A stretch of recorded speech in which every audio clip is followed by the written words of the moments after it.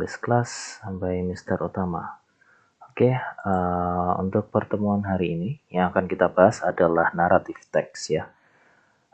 Sebelum kita mulai materinya, silakan kalian like, share, subscribe, lalu nyalakan lonceng pemberitahuan agar kalian dapat video terbaru dari saya.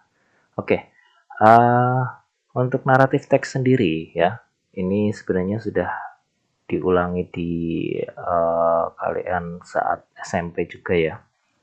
Jadi saat SMP itu narrative text sebenarnya sudah dibahas, tapi akan kita bahas lagi di SMK atau SMA.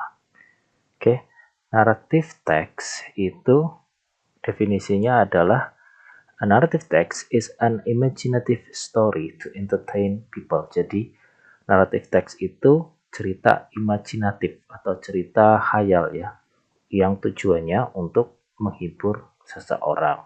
Nah, di sini purpose-nya, the purpose of narrative is to amuse or to entertain the reader with the story. Jadi, tujuan teks naratif untuk menghibur. Amuse sama entertain ini artinya sama ya, menghibur. Jadi nanti kalau ada soal, teksnya sudah jelas naratif, lalu ditanyakan purpose-nya, itu pasti jawabannya adalah antara to amuse atau to entertain. Kemudian kita ke genre ya, genre of naratif. Jadi ada beberapa jenis naratif ya.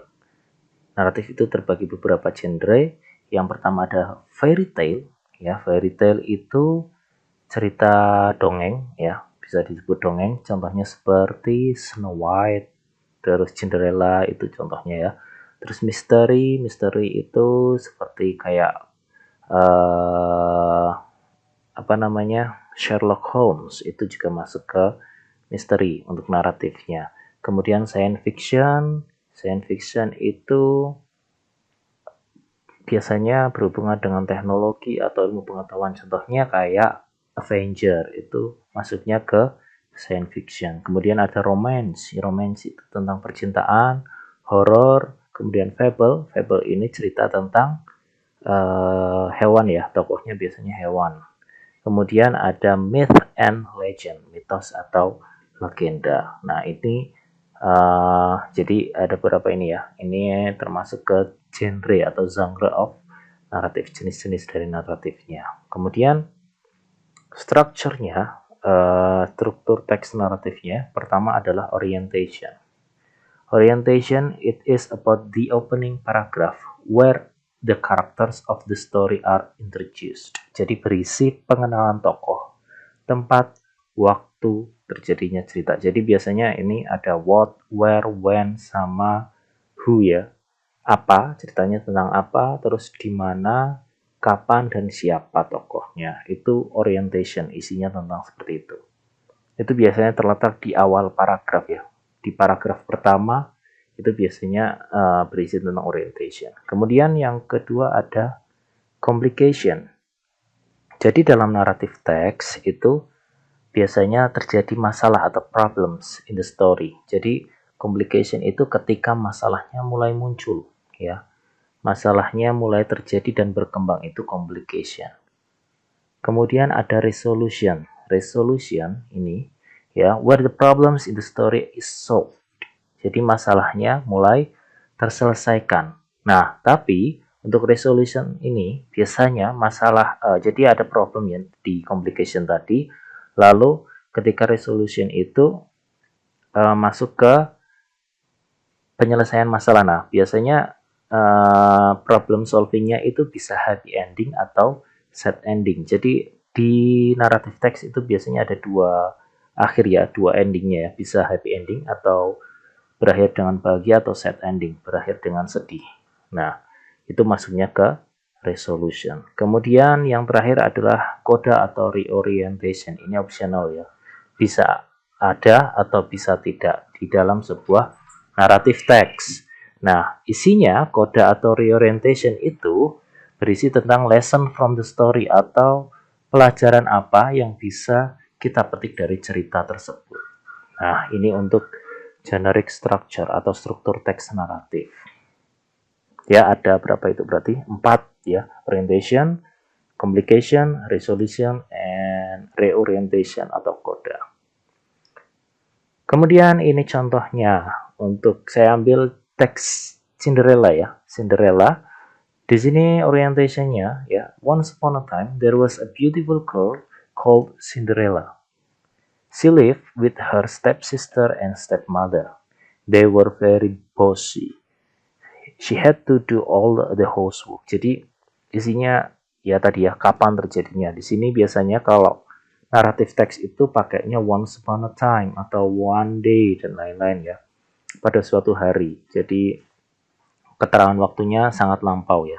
Once upon a time. Kapan terjadinya. Terus siapa? Ternyata ada there was a beautiful girl called Cinderella. Kemudian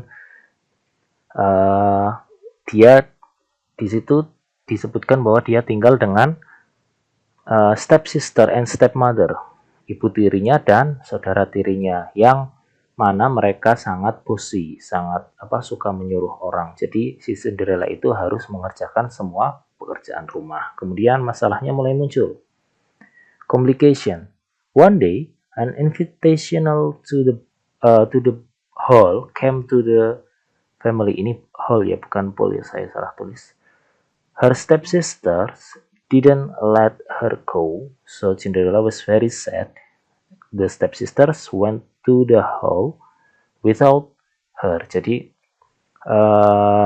ada undangan ya untuk datang ke kerajaan. Kemudian si saudara tirinya itu tidak memperbolehkan Cinderella untuk datang atau tidak boleh pergi dari rumah, yang membuat si Cinderella sedih. Kemudian yang pergi akhirnya cuma stepsister dan mother-nya ya sebenarnya itu ya. Kemudian di resolution, penyelesaian masalahnya ini, fortunately a good fairy came and helped her to get to the hall. At the hall, Cinderella danced with the prince. The prince fell in love with her, then he married her. They lived happily ever after. Jadi resolusinya di sini ada peri ya, ada fairy itu peri. Itu salah nulis ya saya juga. Fairy ya, bukan fairly. Fairy, a good fairy came, datang dan membantunya untuk datang ke kerajaan. Nah, di kerajaan itu si Cinderella berdansa dengan pangerannya, yang akhirnya pangerannya jadi jatuh cinta ke dia, dan akhirnya mereka menikah dan they live happily ever after, yang mana di sini endingnya jadi happy ending. Di sini untuk cerita Cinderella ini tidak ada